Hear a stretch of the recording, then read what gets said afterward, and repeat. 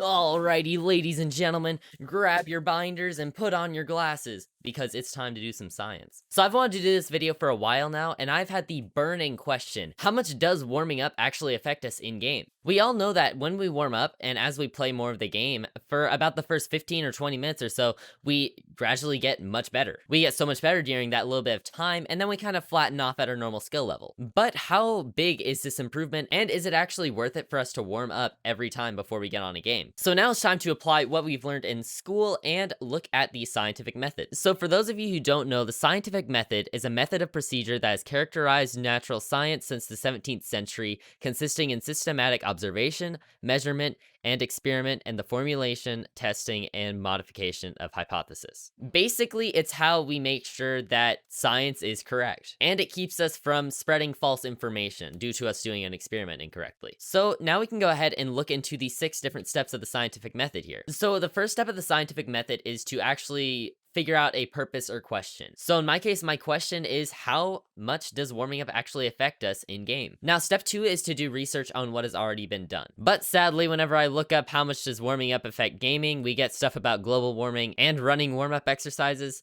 So, I'm not actually seeing too much. And that's probably because this question isn't really thought of that much. People just say warm up before you game, but no one really questions it. And I'm sure there's some out there, but for the purpose of getting this video out in a timely manner, we're just going to go ahead and start doing our own little independent research here. So, now step 3, form our hypothesis. A hypothesis is basically an if-then statement. It can be correct or incorrect. That's the purpose of a hypothesis. It's basically saying, if this happens, then this happens. So in our case, our hypothesis is going to be, if we warm up before we start gaming, then we will do better in game, or something along those lines. Basically, I'm stating that when we warm up, we do better. And that's my hypothesis for this experiment. Keep in mind, this is not the most official experiment ever. It's just kind of a little thing I wanted to test out. And now we get to the fun part, which is the actual experiment. So obviously, I can't just go and do the experiment all by myself, because this is a general thing for all gamers. I don't follow the same categories as other people. I'm not the exact same as any of you guys, so we will need to gather up a test group, and luckily I do have a few friends to help me out for this. I can't exactly test every single aspect of gaming, so for the purpose of this video, we're just going to work on aiming. What I'm going to do is I'm going to have me and my friends all do some courses on Aim Lab without warming up at all. After that, I'm going to have each participant immediately go into a 10 to 15 minute warm-up session,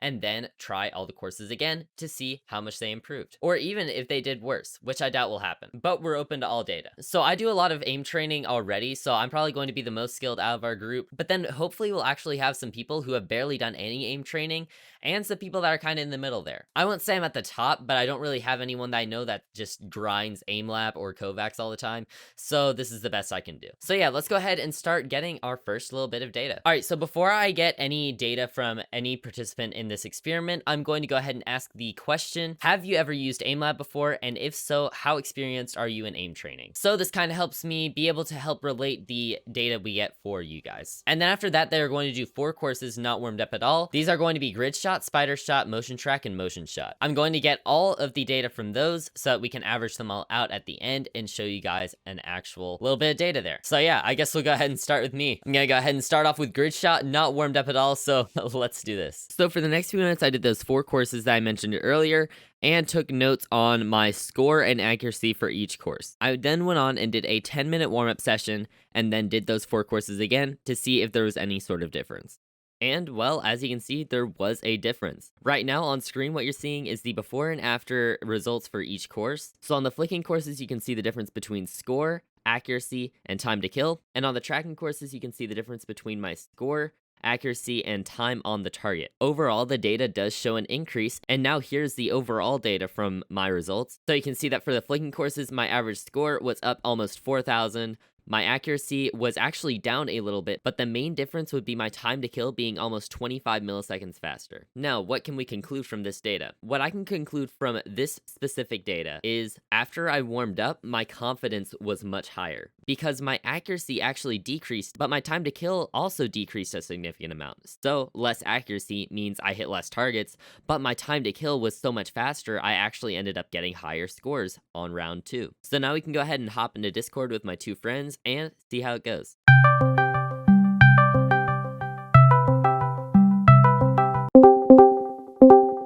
So now that I had my friends in Discord, we basically just did the same thing as I did, except for it was them. And first off, I asked my friend Double Wubble, you guys can check out his channel in the description, and I asked him, have you used AimLab before, and if so, how experienced are you in aim training? And he had mainly used Kovacs, but he had used AimLab a little bit, so he was kind of experienced with aim training. I wouldn't put him at like super experienced, but I would say he's probably about where most of you guys are if you do some aim training. And then I asked the same question to my friend Ben. He has a YouTube channel, which is linked in the description, but he doesn't really post anymore. But he says he has only used Kovacs and is currently very rusty because he has not done aim training in a while. So from there, we had them do the 4 courses, take their score, accuracy, time to kill, all that jazz just like earlier, then do a 10-minute warm-up session and do them again. And now what you are seeing on screen is Double Wubble's score, accuracy, all that stuff for each of the courses. And now on screen is Double Wubble's total performance, meaning his averaged out between all of his scores, accuracy, time to kill, all that stuff for flicking.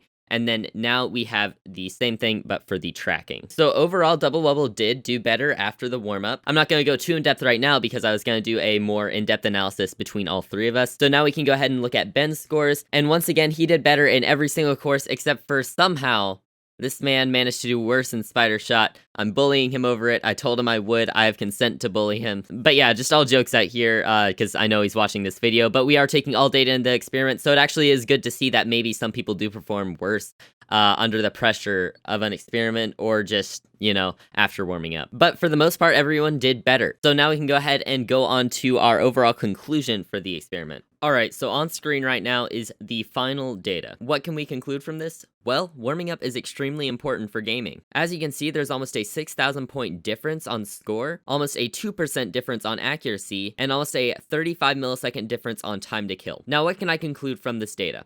Well, a lot of things.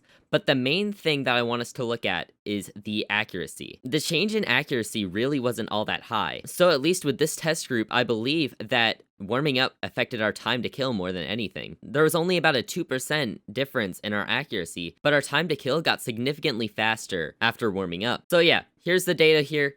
Do what you will with it. There's obviously a lot more ways that this can be explored, and if you want me to do more stuff like this in the future, let me know. But as always, I hope you guys did enjoy this video. This is currently me like a week after recording the video because this took a freaking long time to edit. I've currently been editing since 1 p.m. today, and it's now almost 7, so I've been editing for around 6 hours straight with a lunch break, and I did editing yesterday, so this video's taken so much time. So if you guys did make it to this point, please consider hitting that subscribe button, and be sure to like the video, just please.